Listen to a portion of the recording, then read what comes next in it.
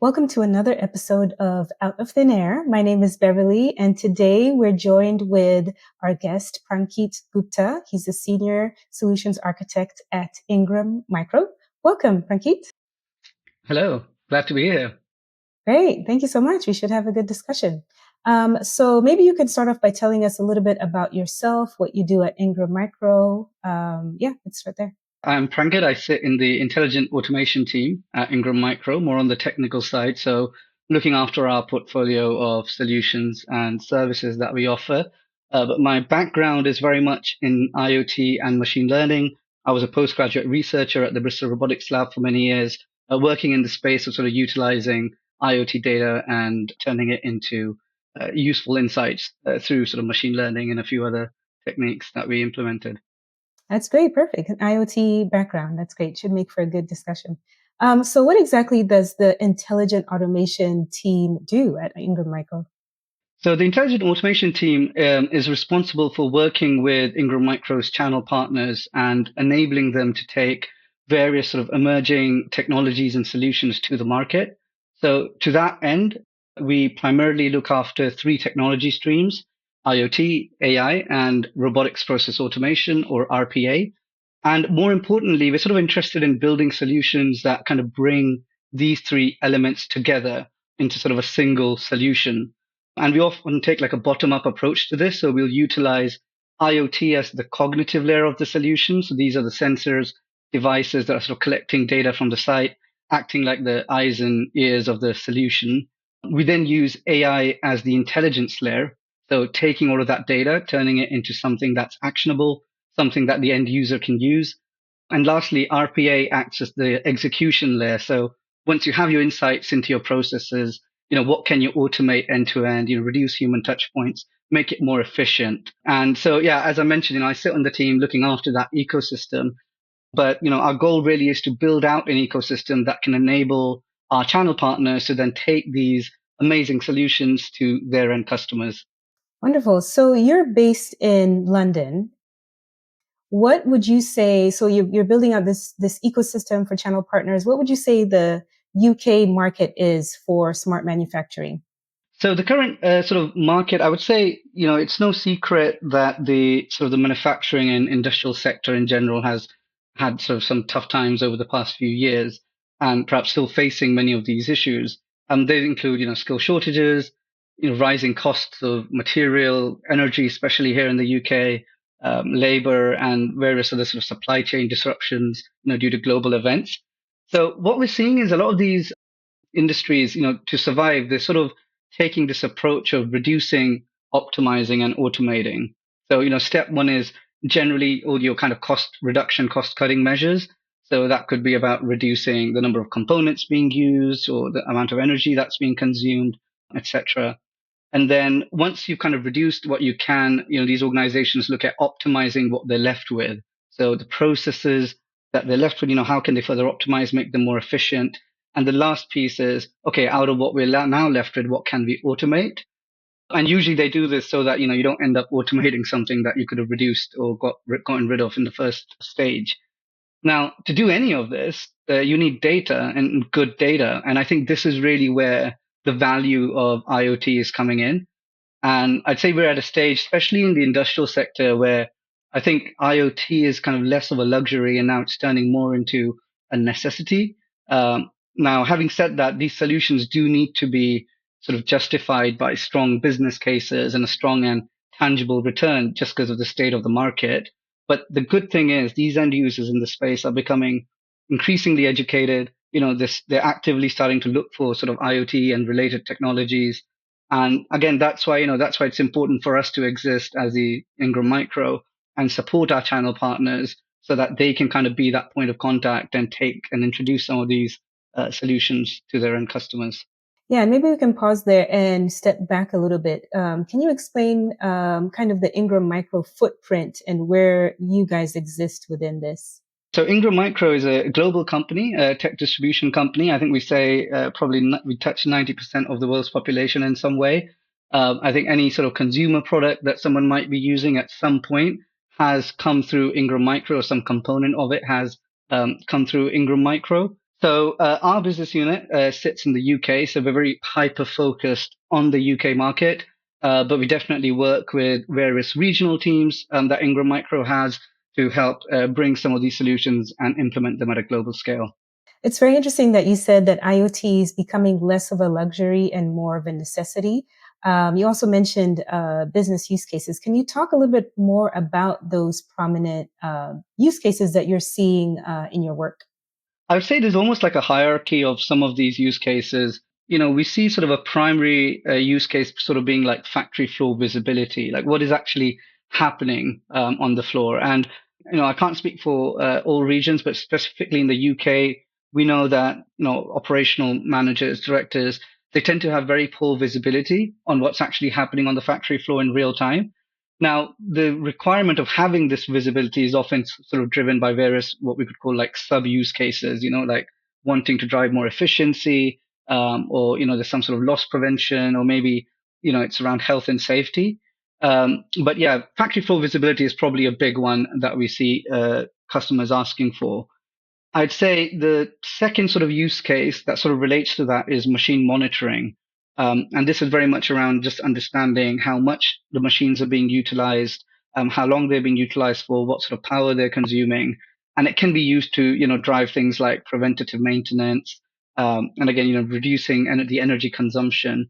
And I would say, lastly, this energy consumption, energy monitoring piece itself is a big sort of area of focus, partly because of sort of the challenges we spoke about around sort of rising costs, but also a lot of these large organizations tend to have strong sort of ESG initiatives or ESG requirements.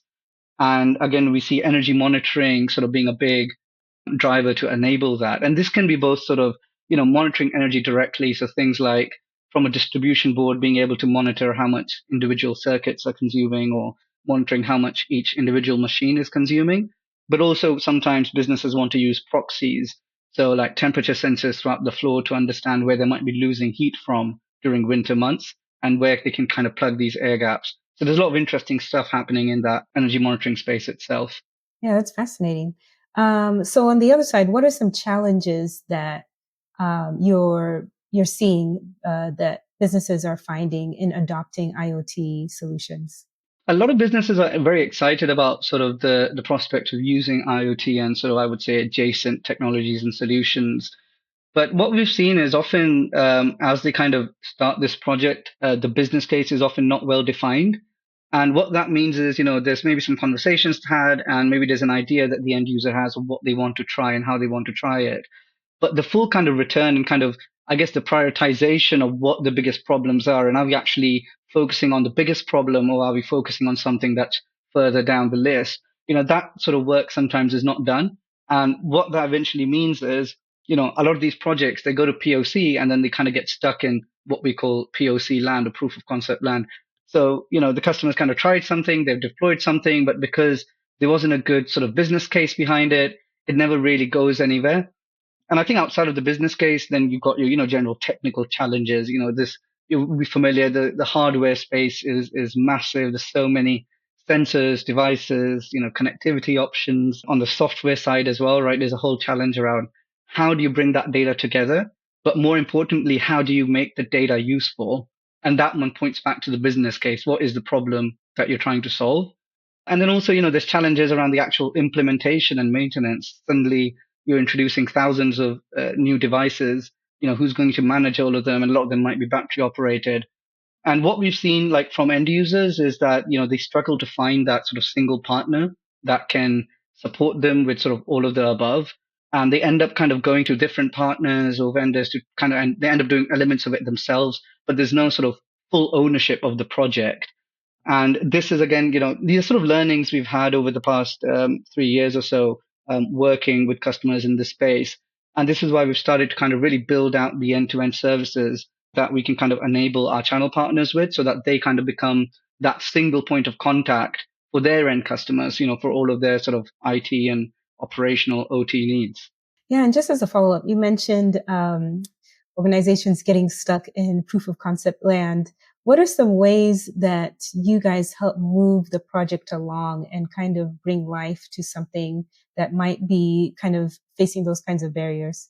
what we do is we tend to like the first step is for us to have a workshop with the relevant stakeholders, with the end user. And when I say relevant stakeholders, we tend to not focus too much on sort of IT personnel in the beginning. We want to talk to the operational, the people on the ground, the people who are really facing the challenges on a day-to-day basis, as well as the business decision makers, because they would often know what their priorities are, where are they losing the most amount of money, and where the return would make the most sense. So, the goal is really to kind of engage the correct stakeholders to make sure, putting technology aside, just to make sure that we've understood what the actual outcome is that we want to drive here. And it could be just one outcome, that's what we call the hero use case, and that would then justify a whole lot of other things. And I think once we pinpoint that, then we kind of go back to the drawing board with our technology partners and say, right, how can we engineer a solution that can then drive this outcome while still kind of returning, having a strong ROI on the business case that we've put together. So I would say that probably that initial consultation and having that domain expertise to sort of navigate those conversations is probably the most critical part of the project. Great. And what do you look for in these infrastructure partners? Yeah, so I think good question, right? I mean, essentially, how do we build this ecosystem of solutions and that we've kind of that I'm talking about? So I'd say like there's a few different things in kind of no particular order because it can kind of depend on the exact area of focus. But I'd say flexibility is an important sort of element that we want to look at when we're evaluating both sort of hardware infrastructure as well as kind of software platforms. And the flexibility is around sort of how agnostic can the solution be in a certain sense, right? Can we use a variety of different hardware devices, sensors? Are we getting locked into one type of hardware? Infrastructure is also super important.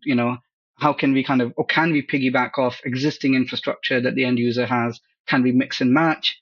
And again, on the software side, right, the flexibility is very much around the platform. So, can we pull the relevant data from the platform in the way we need to pull it or present it to kind of build the analytics that the end customer needs? And I would say if we find that a solution is not flexible, oftentimes it'll solve a very limited use case and it likely can't be adapted to most of the customer requirements that we see on a day-to-day basis. And it's because, no two factories are the same and they're not run in the same way. So flexibility, I would say, is super critical. The second thing is scalability. So to your question around POC as well, this is where the scalability of the solution comes into play. IoT projects are notoriously, known for having extremely long sales cycles due to various reasons. And we don't want to add difficulty when it comes to scaling a solution as one of those reasons. So, some solutions are easy to set up and you can kind of do a small pilot, but when it comes to then suddenly rolling out across multiple sites, it becomes a different pain. Whereas other solutions are even difficult to get up for a POC. So we'll definitely try and make sure that the solution can be scaled. I think that's very important. Given like how many startups are in this space as well and small companies. And then I think the third thing I would say is complexity, because we're always looking for solutions that are simple but also powerful. And it kind of connects to that scalability piece, right? Easy to set up, easy to deploy, easy to expand on. And at the end of the day, you're never going to tick all the boxes. It kind of comes to how you can balance the three elements and tick most of the boxes. And I would say, I mean, just speaking about thin air for a moment, thin air are one of the solutions that we use that do a pretty good job of ticking all of the boxes. So when it comes to flexibility, there's a whole range of options around what sort of infrastructure is rolled out. And, we can mix and match with existing infrastructure or access points that the customer might have, but also introduce new infrastructure where needed. And, again, there's a whole range of different hardware, sensors, devices that we can use, as well as when it comes to the platform, there's different ways we can kind of extract the data, present it. So I think, that's sort of been one of the reasons we're working with Thin Air, but this is kind of how we look at the solutions in general when we're kind of talking to different vendors and technology providers in the market. That's great. So final question, just in terms of industry trends, your great line about IoT becoming more of a necessity and less of a luxury. Why do you think that is? And do you think we're at a tipping point in the industry? Yeah, no, absolutely. I think the first comment around necessity, I would say that's true for most technologies because I think they all kind of start out being a luxury, smartphones being one of them, and then they end up being a necessity at some point where everyone needs it. I think IoT is a critical one where people have been talking about it for a long time. And, there've been pilots and POCs that have been going out on for almost decades now. So it's not a very new concept, but I think the recent advancements in both sort of, I would say, battery technology, so like being able to have sensors that don't need to be powered through direct connection, can be battery powered, but also last a very long time. So that's, I think, been a big driver. But also all the advent in, I would say, AI, machine learning, and analytics in general. That's really about making the data useful. And again, all the recent developments have, I think, they've led to the point where we are at now, which I think is a very much a tipping point, where now suddenly these solutions are being more useful than they could be. But also, as this technology becomes better, as the costs go down, the business cases are starting to make more sense.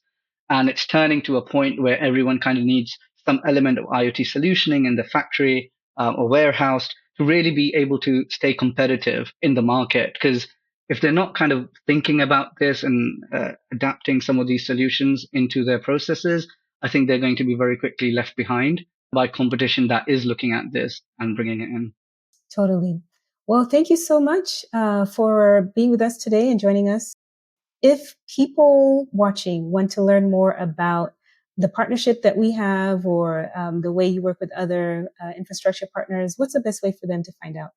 The easiest way is to just write to us and get in touch. So our email address is ia@ingrammicro.com.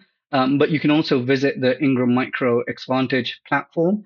And within the platform, you can see everything that Ingram Micro has to offer, alongside our intelligent automation solutions, which, as I mentioned, includes IoT, AI, and RPA.